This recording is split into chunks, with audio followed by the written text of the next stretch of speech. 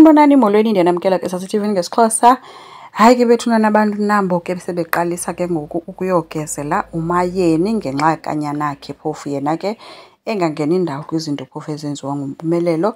Uthe ke omnye kwi-social media phaa kwi-Instagram umntanakhe ucinga intoba une-special needs, so bekufanele intoba akathi umphakamela ngoba uMpumelelo kucacile uba akekho right ncam, funeka amse nakwi-special school. Hayi ke Mayeni waphendula ke bethuna ngoba caba udiniwe kukumane ethule abantu bethethe izinto bazithethayo kuye ngomntanakhe. Wathi hayi ke I think bekufanele uba ke ukugcine kuwena okwama-special school kule post ngoba mina ngingumzali. Noma ngabe ingane imbi kanjani kubantu, mina ngiyohlezi ngiyumzali wakhe.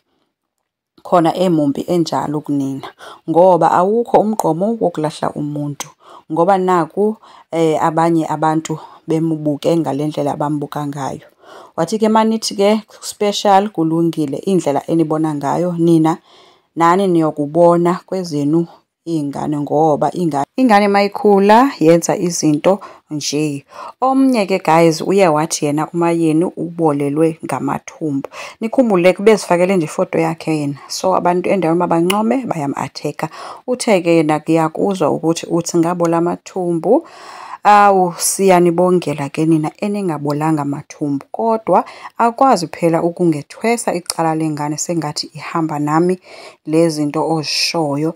Akuzona ezam, azingidingi mina ngoba eyakho eyokuthi ngibole amathumbu. Futhi ke kuzosizani ukulokhe ungifaka entweni yengane engingahlangene nayo. So abantu guys abekho fair, naye ke ngosede wakhathala kukuthula, and akekho umzali ongathulela into yoba kuthiwe wena ubole amathumbu, because really akamthumanga. Even if benomntana ospecial, uMpumelelo bese beyi-special child, akazenzelanga uMpumelelo, uyabona. So for sure wayembonile wamsa kwi-special school xa enjalo. So now izithuko ezi bezingekho right for uba kuthiwe ziya kuye, even if bekuthiwa uMpumelelo wenzani, akekho yena apho.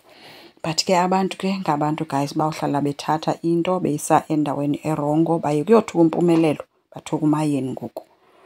So ubuntu buphelile ebantwini. Enkosi ke guys, ngicela siqhubeke, subscribe, like, singakhomenta futhi. Bye.